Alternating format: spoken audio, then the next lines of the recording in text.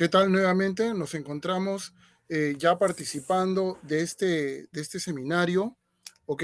De este ciclo de seminarios que venimos desarrollando nosotros como Safety Guard Consulting Asociados, dentro del cual hoy día vamos a ver trabajos de alto riesgo. Pero es importante mencionar todo lo que vamos a ver el día de hoy, pero más importante también, y que forma parte del conocimiento de lo que vamos a poder detallar, es conocer nuestra organización. Nuestra organización es una empresa que fundamentalmente se basa en desarrollar actividades de alto riesgo, dentro de las cuales pues, los principales servicios son de prestar seguridad y salud en el trabajo, formación de brigadas, capacitación en trabajo de alto riesgo, rescate y salvamento, inspecciones de seguridad, auditorías de seguridad y salud ocupacional y medio ambiente. Dentro de ello también los servicios de homologación, monitoreos, agentes físicos, biológicos y químicos, implementación de sistemas basados en seguridad y salud en el trabajo, asesoría y consultoría en diferentes proyectos, interventoría y supervisión de proyectos, servicio de transporte de personal y evaluación de riesgos económicos. Sin olvidarnos definitivamente de que nosotros somos una organización, una empresa que está validada como centro de evaluación de competencias laborales autorizados por el MINTRA. Dentro de ello, pues, compete pues, una diversidad de acciones, de tareas. Todos los días viernes nosotros venimos certificando a todos los profesionales o aquellos participantes que de una u otra manera no han podido obtener la calificación. ¿Ok? Entonces, dentro de ello es importante. Ok, que todos conozcamos, de que todos sepamos cómo se desarrollan este tipo de actividades. Entonces, vamos a resumir un poquito ya, porque ya vamos en nuestro sexto o séptimo webinar, seminarios gratuitos. Ojo con la opción de poderse certificar de manera, si es que lo deseamos. Ok, bueno, pero eso es otro detalle aparte. Ok, ahora, por otro lado, ok, ya vamos a ver el tema al cual nosotros estamos oportunamente invitados, ¿no? A este seminario de trabajos de alto riesgo, ¿ok? Seminarios de trabajos de alto riesgo, el mismo que nos va a permitir de que nosotros podamos desarrollar actividades, ¿ok? Entonces, cuando nosotros hablamos de trabajos de alto riesgo, tenemos que hablar definitivamente sobre diversas circunstancias. ¿Por qué? Porque los trabajos de alto riesgo, según la legislación nacional, pues no parte desde la ley 29783, la ley de seguridad y salud en el trabajo. Cuando nosotros hablamos de la ley de seguridad y salud en el trabajo, definitivamente lo primero que tenemos que conocer, que saber, es un poquito de historia, porque la ley 29783, la ley de seguridad y salud en el trabajo, no habla necesariamente de trabajos de alto riesgo, pues habla básicamente de tareas críticas, ¿correcto? En parte, en diferentes fragmentos de la ley como tal, habla solamente de tareas críticas. Entonces, Carlos, ¿y en qué momento nosotros venimos a conocer los trabajos de alto riesgo? El término o el nombre trabajos de alto riesgo nace precisamente de aquellos estándares, de aquellos lineamientos vinculados a la seguridad y salud en el trabajo, como por ejemplo, como por ejemplo el Decreto Supremo 024-2016-M y su modificatoria 023-2017-M y todas aquellas que vienen después. Entonces, cuando nosotros hablamos ya de trabajo de alto riesgo, este reglamento de seguridad y salud ocupacional en la minería ya lo establece como tal. Entonces, posteriormente a ello, el reglamento y normativas sectoriales, como por ejemplo el Decreto Supremo 005-2012-TR y otros más, ya lo vienen reconociendo también como trabajos críticos y precisamente de ahí se desgrana una diversidad de actividades, una diversidad de tareas que posteriormente a ello engloba pues en la inclusión de las enfermedades ocupacionales que posteriormente son reconocidas como actividades y que obligan a muchos de los sectores industriales donde oportunamente se dan trabajos críticos, ¿no? hoy en día pues conocidos como trabajos de alto riesgo, ¿correcto? Entonces, lo primero que nosotros debemos conocer es la importancia. ¿Y por qué es importante la seguridad y salud en el trabajo y por qué es importante los trabajos de alto riesgo?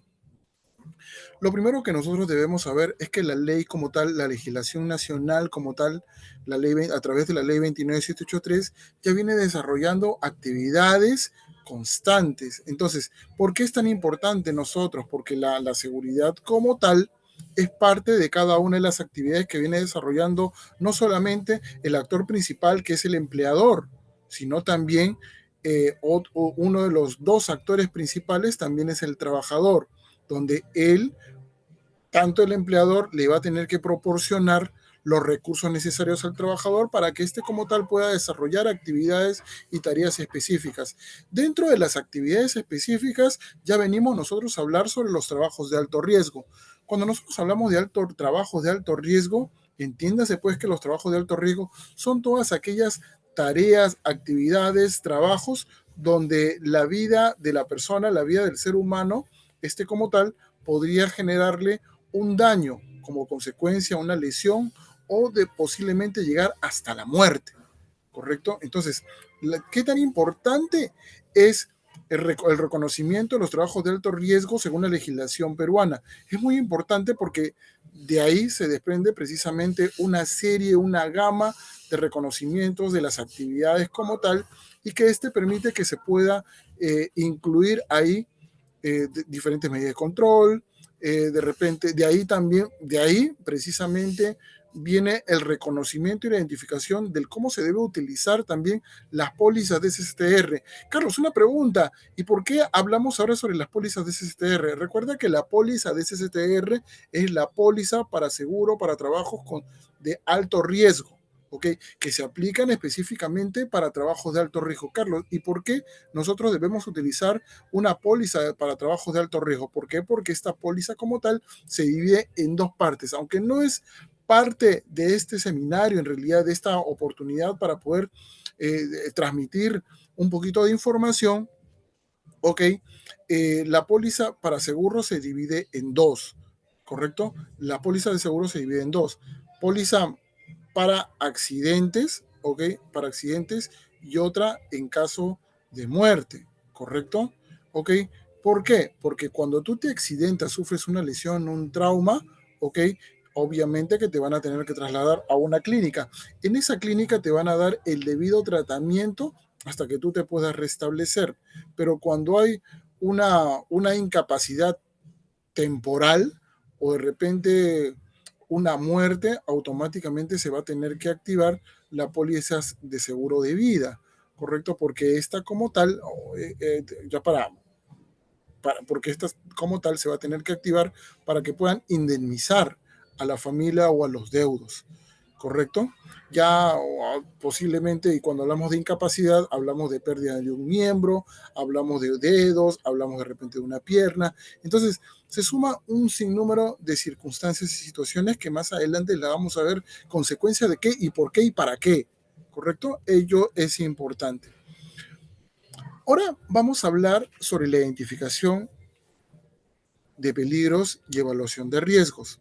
Entonces, durante la primera etapa, cuando nosotros venimos a hablar sobre los diferentes efectos que se pueden dar, que se pueden presentar dentro de las actividades laborales netamente, ¿ok? Existen actividades que no son de trabajos de alto riesgo y las que sí son de trabajos de alto riesgo.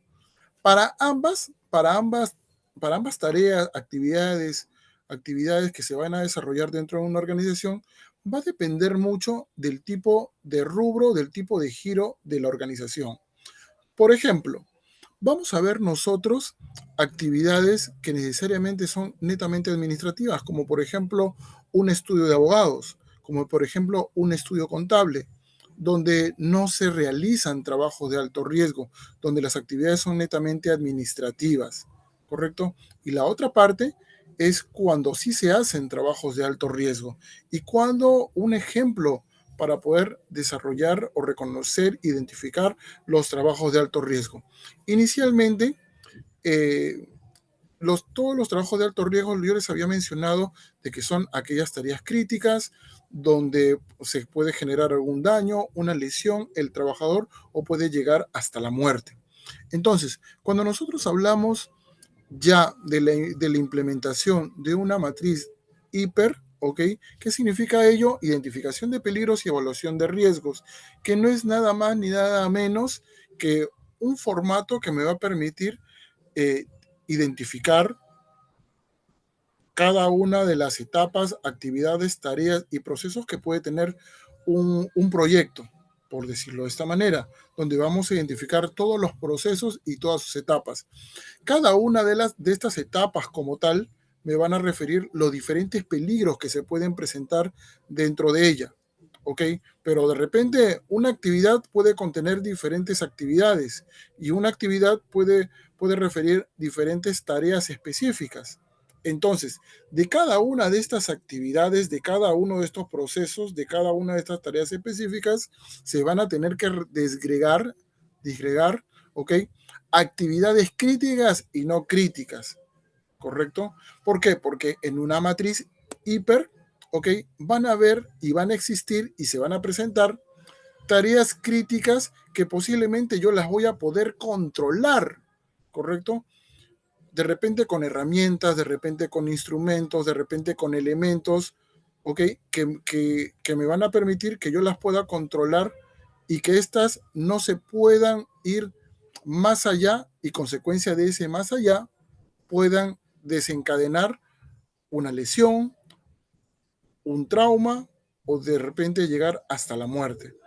Entonces, hasta ahí yo desearía de que podamos entender esta etapa de la identificación de los peligros y evaluación de riesgos. Entonces, a mí, ¿qué me va a permitir? ¿Qué me va a permitir? ¿De qué me va a ayudar una matriz hiper?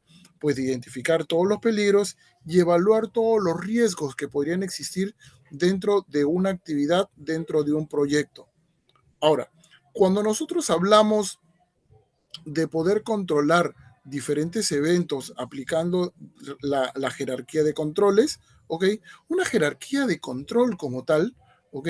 Son los elementos que están conformados para tal y que me van a permitir identificar los peligros, evaluar los riesgos, ¿correcto? ¿Ok? Aplicar medidas de control. Pero en la jerarquía de controles están contemplados 5 elementos: eliminación del peligro, sustitución del peligro, controles de ingeniería, controles administrativos y equipos de protección personal. ¿Ok? ¿Por qué nosotros utilizamos esos elementos? Porque la eliminación del peligro me va a permitir que yo pueda, si está a mi alcance, poder eliminar el peligro y con esto voy a poder controlar los diferentes eventos que se pudieran presentar. Pero ¿qué pasa si yo quiero sustituir el peligro? Tendría que sustituir un peligro mayor por un peligro menor que me permita poder aplicar una medida de control para que ese peligro no pueda ser tan relevante y no pueda desencadenar una catástrofe. ¿Correcto? Ahora, la aplicación de los controles de ingeniería. Cuando nosotros hablamos de los controles de ingeniería, hablamos de los instrumentos, máquinas, equipamiento que me puede servir, ¿correcto? Para poder definitivamente controlar algunos de los eventos que se pudieran presentar dentro de la actividad. ¿Correcto? Ya, y si hablamos nosotros de los controles administrativos, definitivamente estamos hablando de las señalizaciones, estamos hablando de repente de elementos bloqueantes que no puedan permitir y que podamos nosotros utilizarlos, aplicarlos para poder controlar de repente una situación a manera de advertencia, ¿no? Y definitivamente el uso de procedimientos instructivos, de repente por ahí checklist, todas herramientas, procedimientos, todas esas herramientas de gestión que me van a permitir poder controlar una tarea específica. Adicionalmente a ello, ¿ok? Ya la elaboración de las matrices hiper y el plan de acción. Cuando nosotros hablamos de la elaboración de la matriz hiper, lo primero que se nos viene a la mente es poder elaborar una matriz que me permita poder identificar cada una de las etapas de un proyecto, que este proyecto como tal pueda contener diferentes procesos. Pero ahora nos vamos a ir de frente a las actividades. Un proceso puede estar conformado por diferentes actividades. Estas actividades como tal pueden estar conformadas por tareas específicas. Cada una de estas tareas específicas puede contener un peligro dependiendo también las consideraciones o de repente los escenarios donde se puedan desarrollar las actividades. Entonces, posteriormente a ello, voy a tener que elaborar lo que contiene o lo que contempla una matriz hiper. ¿Qué es lo que contiene? Elementos que contiene una matriz de una matriz hiper. Actividad, ¿ok? Tarea específica, peligro, riesgo, índice operacional, ¿ok? Jerarquía de controles, riesgos remanentes y también el marco normativo con el cual nosotros vamos a aplicar alguna de las medidas de control. Y definitivamente los planes de acción para poder controlar o para poder prevenir utilizándolos como medidas correctivas o medidas preventivas que me van a permitir poder establecer ciertos parámetros que me van a ayudar a poder controlar algunos o muchos de los eventos. ¿Ok? Entonces, básicamente es lo que nosotros debemos contemplar en este tipo de tareas específicas. Ahora, cuando nosotros hablamos definitivamente de los planes de acción tienen que tener un punto de inicio. Por ejemplo, en otras, uno de los instrumentos o una de las metodologías que se aplica mucho en la minería, y no solamente en la minería, sino en la industria, se aplica mucho el bow tie. ¿Qué es el bow tie? El bow tie es una metodología que se aplica para poder aplicar medidas de control o mejorar las medidas de control que ya tienen preestablecidas según el análisis multidisciplinario que ha tenido en un momento determinado una organización con respecto a un peligro o a un riesgo. Entonces, ¿de qué trata? Pues trata pues de evaluar, trata de aplicar diferentes condiciones y circunstancias que permitan que estos peligros que han sido en un momento determinado identificados, ¿no? Y habiendo sido evaluados los riesgos, se apliquen medidas de control, pero va a haber en algún momento determinado riesgos que de alguna manera se han podido controlar, pero que en algún momento determinado se ha tenido que aplicar otro tipo de consideraciones para que me permita a mí que yo pueda controlar estos eventos, a pesar de que yo he sabido de que existe un peligro permanente. Entonces, ahí es cuando nosotros aprendemos a convivir con el peligro, utilizando un peligro menor al existente. Entonces, estos planes de acción me van a permitir de que yo le ponga hitos, que yo le ponga puntos para poder yo cumplir con el levantamiento de estos planes de acción, para yo poder controlar ya sea a corto, a mediano o a largo plazo y me permitan poder trabajar de manera adecuada. Entonces, para nosotros aplicar una diversidad de metodologías, yo de repente voy a utilizar lluvia de ideas, voy a de repente utilizar posiblemente el bow tie como tal, de repente por ahí árbol de eventos, árbol de causas, voy a de repente utilizar otro tipo de metodología que me permita pues a mí controlar y aplicar un plan de acción dependiendo el tipo de circunstancias, dependiendo el tipo de escenarios, dependiendo también el tipo de actividad que yo voy a realizar, ¿correcto? Entonces para mí es muy importante. Por lo general, se podría inclusive hasta aplicar causalidad de pérdidas, que a pesar de que causalidad de pérdidas en algún momento determinado muchas de las organizaciones a nivel nacional la aplican como una metodología de la investigación de incidentes y accidentes, pero, pero va a depender mucho del grado de expertise que pueda tener el profesional para poder aplicar este tipo de circunstancias, ¿correcto?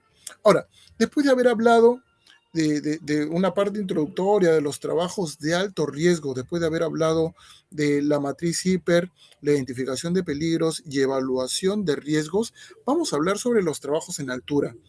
Parte de un concepto muy importante que nos determina a nosotros, a mí y a todos los que venimos desarrollando actividades de trabajos en altura, muy importante es la normativa aplicable. Cuando nosotros hablamos de trabajos en altura, los estándares internacionales, tanto como OSHA y de la Comunidad Europea, establecen de que el reconocimiento y la identificación de un trabajo en altura es a partir de 1,80 m. Aquí, pues definitivamente a través de G050, ¿ok? Que es la norma de seguridad en construcción, pues establece lo mismo. De ahí se desprenden los diferentes, las diferentes normativas técnicas peruanas que establecen que para poder reconocer e identificar un trabajo en altura debe ser igual o mayor a 1,80 m. Hoy en día, ya el Decreto Supremo 011-2019-TR, que es el Reglamento de Seguridad y Salud en el Trabajo en la Construcción, ¿ok? Establece tal cual lo mismo. Entonces, ¿qué es lo que ha pasado?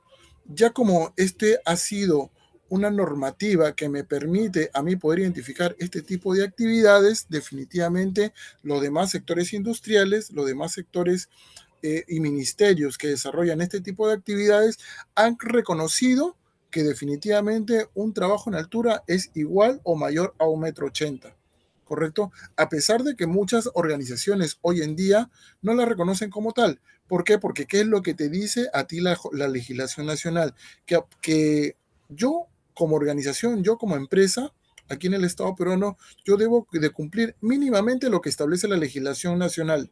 Importante lo que yo les acabo de decir. Ahora, cuando nosotros hablamos de trabajos en altura, definitivamente toda actividad de trabajos en altura es básicamente cuando desde el momento que yo utilizo una escalera, ¿ok? ¿Por qué? Porque una escalera es un elemento, es una herramienta que me va a permitir que yo me traslade de un nivel inferior a un nivel superior o viceversa, ¿no? Ya cuando hablamos solamente de esa definición se desprende pues el trabajo, los trabajos en andamio, ya sea en andamios estructurales, en tipo acro, de repente andamios colgantes y toda aquella actividad que definitivamente refiere este tipo de tareas.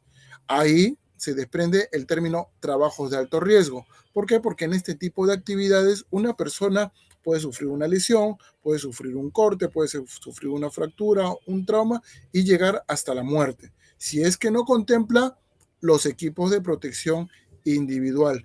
En Europa se le llama EPI, para los estándares americanos se le llama EPP, equipos de protección personal para trabajos en altura, ¿correcto? ¿Qué consta? ¿De qué trata estos equipos de protección personal? Pues trata de un uniforme básico, el uso para trabajos específicos, ya hablando de trabajos en altura, habla y refiere sobre el uso de arnés, sobre el uso de una línea de vida, sobre el uso de un conector, ya sea una línea de vida vertical, horizontal, un conector, un conector que va a unir tanto al arnés como también a la línea de vida, dependiendo de ello. Ahora, que si hablamos de otro tipo de actividades, ya hablamos de acceso con cuerdas. Importante este detalle.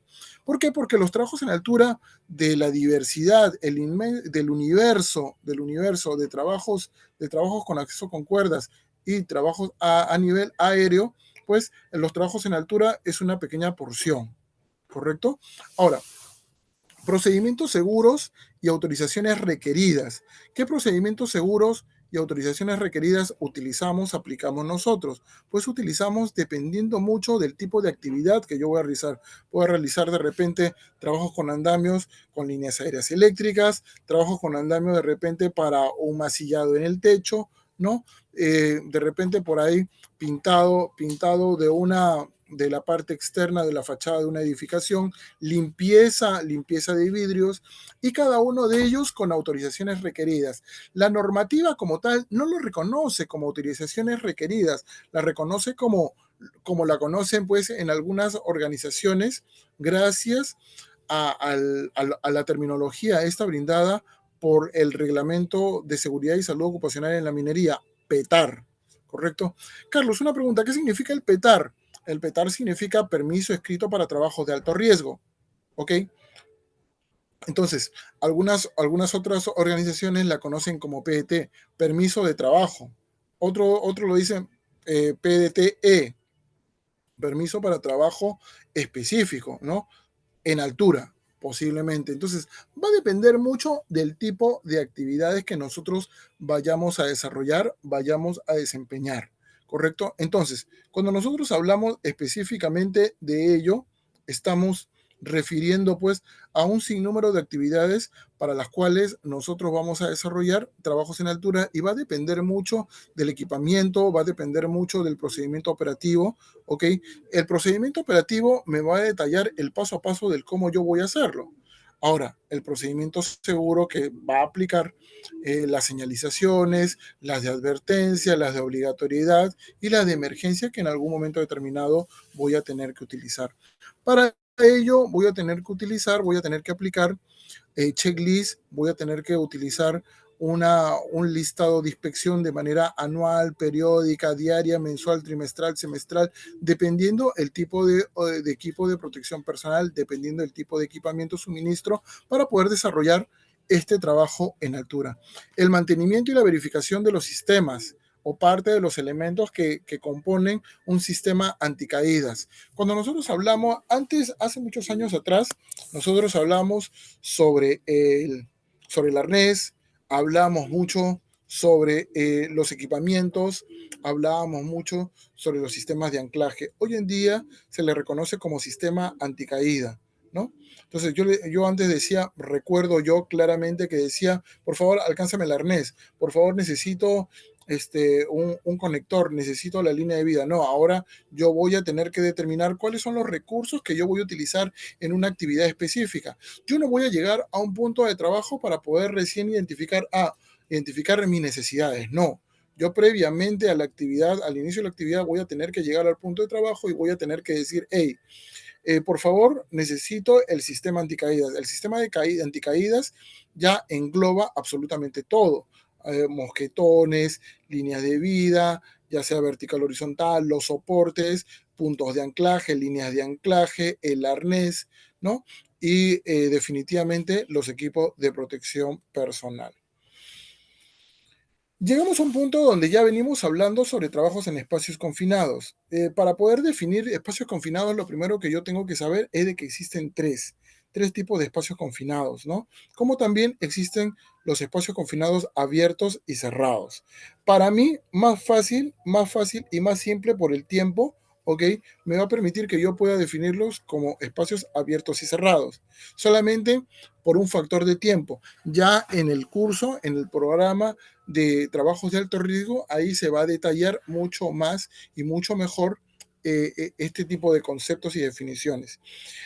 Un espacio confinado abierto es todo aquel que tiene una apertura, una vía de entrada y una vía de salida, ¿correcto? Donde no va a haber una reducción o una disminución de oxígeno dentro de un ambiente determinado.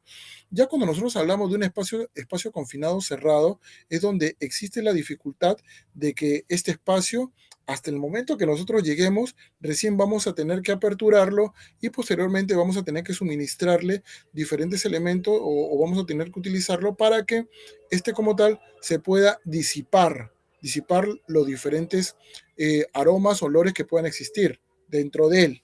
Ahora, por otro lado, es importante recalcar de que para ello vamos a tener que utilizar otro tipo de instrumentos para poder determinar los riesgos específicos que pudieran haber dentro de ello. Como parte de estos riesgos específicos, las atmósferas peligrosas. ¿Ok? Pero antes de seguir hasta este punto, yo les tengo que mencionar de que un espacio confinado, según lo que refiere OSHAS dentro de la normativa, dentro de los lineamientos específicos, me habla sobre los parámetros existentes que pueden haber dentro de un determinado ambiente, dentro de un determinado lugar, donde yo voy a tener que reconocerlos entre 19.5% de oxígeno y el 23.5% de oxígeno. Pues según estándares internacionales, dependiendo el tipo de equipo que yo voy a utilizar para monitorear el ambiente determinado, está entre 20.8 y 20.9, ¿ok? Pero eso lo vamos a ver en otro capítulo donde nosotros podamos detallar la información a mayor precisión.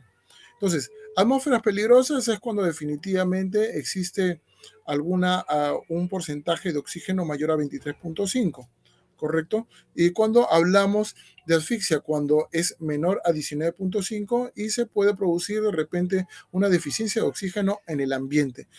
Posiblemente también hablamos de explosión o de atmósferas peligrosas cuando existe la presencia de algún tipo de materiales combustibles también dentro de ello. Podría ser el butano, el propano, el etano, el metano o el pentano, ¿no? Entre otros. Entonces, para ello, necesariamente vamos a tener que recurrir a equipos de medición de gases o vapores, dependiendo también las características, dependiendo aquellos monitoreos para poder determinar la presencia de qué tipo de gases o vapores podrían existir en este lugar determinado. Ok, la normativa peruana sobre espacios confinados nos habla específicamente sobre buenas prácticas de la prevención. Existen existen normativas, existen lineamientos que precisamente se desprenden de aquellos estándares internacionales. Aquí en el Perú, muchas de las organizaciones, muchas de las empresas específicamente hablan sobre algunos tipos de ayudas que me va a proporcionar, me van a proporcionar estándares internacionales para poder, dependiendo de las condiciones donde yo voy a desarrollar la actividad, aplicar ciertos criterios. ¿Ok? Ahora, ¿cómo yo elaboro un procedimiento de entrada? ¿Ok? ¿O por qué yo necesito un procedimiento de entrada? Porque este procedimiento de entrada me voy a tener que considerar tener el paso a paso, los recursos, el alcance, objetivos, la cantidad de personas que van a desarrollar actividades, la necesidad de implementar un PETAR también para espacios confinados, un permiso escrito para trabajo seguro, específicamente en espacios confinados. De repente por ahí un vigía, un personal especializado. Hoy en día la legislación nacional es muy tajante al decir de que debe existir tanto al momento en trabajos en altura, en trabajos de espacios confinados, debe tener un emisor del permiso de trabajo, un receptor del permiso de trabajo y definitivamente un vigía que es un asesor en seguridad y salud de trabajo que va a identificar o va a apoyar, va a asesorar tanto al emisor o al receptor. Cuando nosotros hablamos de emisor o receptor, puede ser eh, el autorizante del permiso de trabajo de alto riesgo y si hablamos nosotros del receptor, el ejecutante de la actividad, que estos como tal tienen que tener una diversidad de competencias que permitan autorizar y identificar este tipo de tareas, este tipo de actividades. ¿Ok? Entonces, para mí es importante ello. Sí, es importante ello porque me va a permitir que yo pueda controlar, que yo pueda identificar los peligros existentes que pudieran haber en este determinado lugar. Por otro lado, el sistema de rescate. Cuando nosotros hablamos de un sistema de rescate, yo lo tengo que implementar antes de que comience la actividad, habiendo considerado aquellas recomendaciones, aquellos eventos que yo he identificado desde la matriz hiper, ¿correcto? Y que me van a permitir que yo pueda controlar y que yo pueda actuar en el caso se pueda suscitar un evento. Entonces, muchos de los peligros que se puedan presentar ahí, yo los voy a tener que controlar al instante, ¿correcto? Entonces, para ello voy a tener que considerar tener ya desde mi procedimiento de trabajo y mi plan de respuesta a emergencia un tiempo de respuesta ante este tipo de eventos.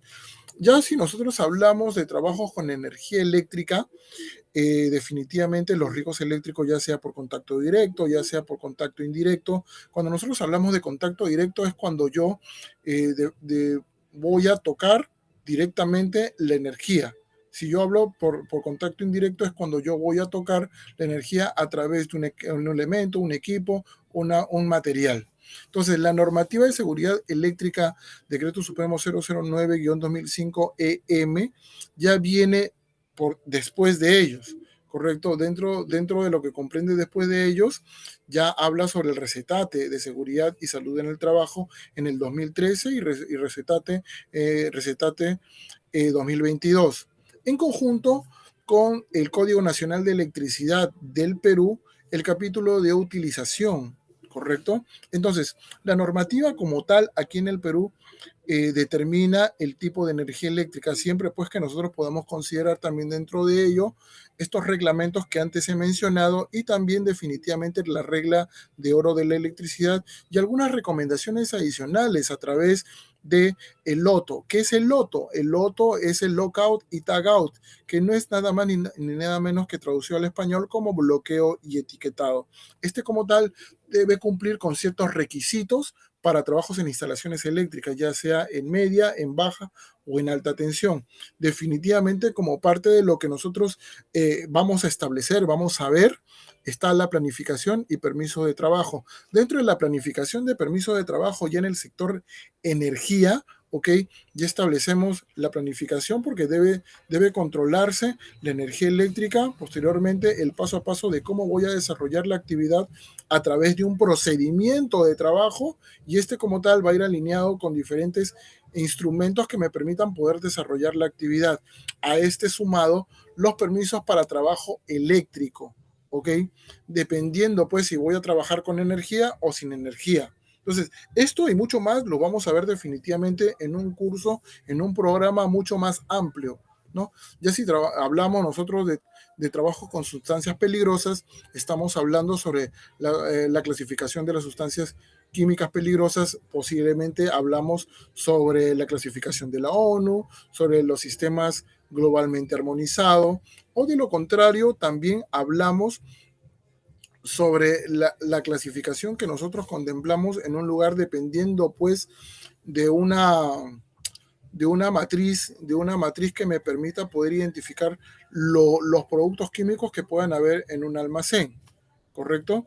Entonces, adicionalmente a ello, utilizando pues normas, las normativas internacionales dependiendo el producto según su procedencia y las fichas de seguridad que son los File Document Safety, ¿no? Que son las hojas de seguridad hoy en día que me van a permitir poder, que está conformada por 16 capítulos y que me van a poder ayudar a determinar el cómo voy a utilizarlo, el cómo lo voy a manipular, el cómo lo voy a almacenar y en el caso específico de que sucediera algún evento, cómo yo voy a controlar este tipo de emergencia, ya sea por inhalación, ya sea por transmisión dérmica o por ingesta. Entonces, todos estos detalles, ¿ok? De la ficha de datos del producto son importantes. Ahora, el manejo, el almacenamiento y el transporte seguro va a depender mucho de ello. Por lo general, mucho de lo que estamos hablando en este momento con respecto a las sustancias peligrosas son validadas, son analizadas por especialistas, ya sea los ejecutantes por transporte o por almacenamiento o por manipuleo. En el caso muy remoto de que puedan existir respuestas a emergencias químicas, estos van a depender del grado de criticidad que pueda tener el producto, ya sea por un derrame o por una fuga. Entonces, para ello, pues, se van a desprender diferentes tipos de capacitaciones específicas o entrenamientos para poder controlar, mitigar de alguna manera y este como tal, finalmente, pueda soportar de que un evento se pueda materializar o de lo contrario, se pueda ir en aumento, ¿no? Cuando nosotros hablamos definitivamente de respuestas a emergencias químicas, ya estamos hablando ya sea vapores, ya sea por fuga o ya sea por derrame. Ello es importante. Ok, ya el control de permiso de trabajo, como hace un momento lo veníamos viendo, ok, por lo general, este sistema de permisos de trabajo es tienen que seguir un control que me permita poder administrar y poder identificar cuáles son las actividades críticas que pueden haber dentro de un evento. Estos definitivamente deben ser revisados, deben ser validados por especialistas que puedan conocer los diferentes tipos de actividades que se puedan suscitar en una organización, en un programa, dependiendo el tipo de escenario, dependiendo del tipo de actividad que desarrolla la organización, la empresa o el ejecutante de la actividad. Los procedimientos y documentación requerida es según el tipo de actividad. Ya puede ser actividades en excavaciones, ya puede ser actividades en altura, controles de trabajos en caliente, de repente con sustancias peligrosas y otros más.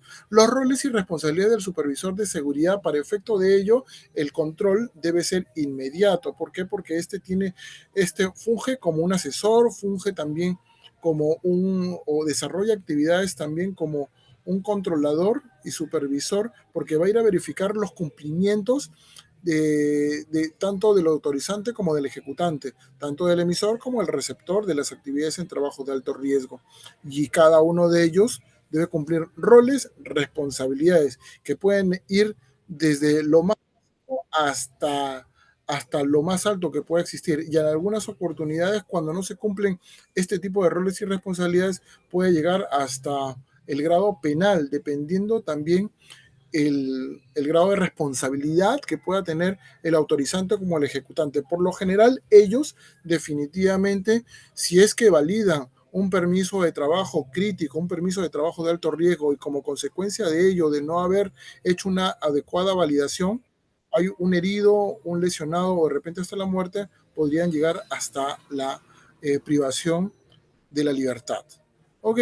Si nosotros hablamos de prevención de accidentes y emergencias, los planes de contingencia y respuesta a emergencias son aquellos, aquellos planes que yo voy a tener que poner en práctica cuando yo no he podido controlar con mis propios recursos un evento. Entonces, estos eventos como tal van a dejar, van a dar como consecuencia de que definitivamente tenga que incluir ciertos elementos. Por lo general, ok, cuando yo puedo controlar una contingencia y debo responder a una emergencia, definitivamente está en un nivel básico donde yo voy a poder controlar este tipo de emergencias con mis propios recursos. Ya cuando vamos a un siguiente nivel en el escalón, definitivamente es cuando yo, a pesar de que se presenta un evento, no puedo controlar la emergencia, pero puedo recurrir de repente a algún vecino, a alguna empresa amiga que me pueda proporcionar esos recursos y poder controlar mi evento.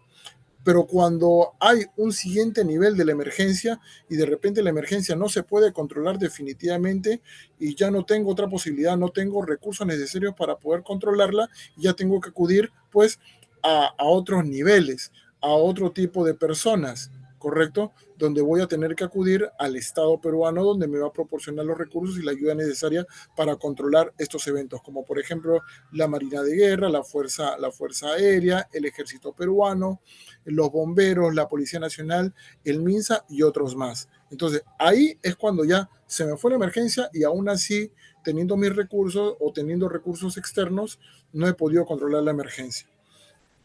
Ya el uso de equipos contra incendio, ya estamos hablando de ya sea equipos contra incendio fijos, ya sea portátiles o ya sea móviles, ¿no? Dentro de los equipos portátiles podríamos hablar nosotros de los extinguidores, ¿ok? De 12, de 8 libras, de 10 libras, ¿no? De 6 kilos, ¿no? Y la aplicación de los primeros auxilios, simulacros y capacitaciones para el personal. Si nosotros hablamos de los simulacros, por lo general el Estado peruano convoca 4 a 5 simulacros anuales, ya sea multisectoriales, multipeligros también, de día y de noche, ¿no? Pero adicionalmente las organizaciones deben contemplar propios simulacros dependiendo la identificación de peligros y riesgos y los posibles eventos que se puedan presentar donde pongan en práctica la respuesta a emergencias y el tiempo de respuesta en el cual pueda atender a este tipo de eventos identificados como riesgos críticos. Y la capacitación del personal va a depender mucho del tiempo de riesgo crítico. Por lo general, la legislación nacional considera definitivamente que deben haber 4 capacitaciones anuales. ¿Cuáles son esas capacitaciones anuales? Lucha contra incendios, primeros auxilios, rescate y evacuación, y una que esté alineada a las actividades críticas que estén consideradas dentro de la matriz hiper por lo general. Ok, pero esto definitivamente es materia pues de análisis, definitivamente, porque va a depender mucho de la identificación de peligros y evaluación de riesgos de cada una de las organizaciones. Las auditorías y seguimiento de seguridad, estas contemplan pues ciertas condiciones, ciertas circunstancias, como por ejemplo inspecciones en los diferentes ambientes, lugares de trabajo, ya sean inspecciones inopinadas, inspecciones programadas, inspecciones por lo general que ya vienen siendo programadas, donde hay auditorías internas, externas, como parte del apoyo para poder aplicar la mejora continua, dicho sea de paso, el PHBA, el correcto, el planificar, hacer, verificar y actuar, que es igual a decir ciclo de Deming. Los indicadores de desempeño de seguridad que me van a permitir poder mejorar, aplicar mi mejora continua dependiendo pues el cómo he prestado el servicio, he desarrollado mis actividades rutinarias basadas en la mejora, en la implementación de diferentes controles e instrumentos para poder desarrollar mis actividades con respecto a la seguridad y salud ocupacional. Y definitivamente este elemento muy importante que acabamos de mencionar, la mejora continua, que forma parte de la gestión de seguridad para trabajos de alto riesgo. Y no solamente la mejora continua la aplicamos aquí, sino la aplicamos en todos los sistemas de gestión, porque el PHBA, que es el ciclo de Deming, entre paréntesis, igual a decir mejora continua, ok, es aplicado en todos los sistemas de gestión a nivel mundial. Bueno, entonces, eso es lo que les quería yo comentar con respecto a nuestro curso, a nuestro programa de seguridad y salud ocupacional. Ok, dentro de ello, nuestro entrenamiento, nuestra especialización en trabajos de alto riesgo. Desde ya, mi nombre es Carlos Jaramillo Collantes. Estoy muy agradecido con ustedes por haber participado de este ciclo de webinars, ok, que nosotros venimos desarrollando. Y nada, eso es, inscríbanse, no se olviden que tenemos la certificación opcional que te va a permitir poder aprender un poquito más, de repente recordar algo que ya has visto, ¿sí? Y definitivamente inscríbete en nuestros cursos. Muchas gracias. Que tengas un gran día, definitivamente, y todo lo que hagas, hazlo con mucha pasión. Que tengan un gran día. Hasta luego. Nos vemos.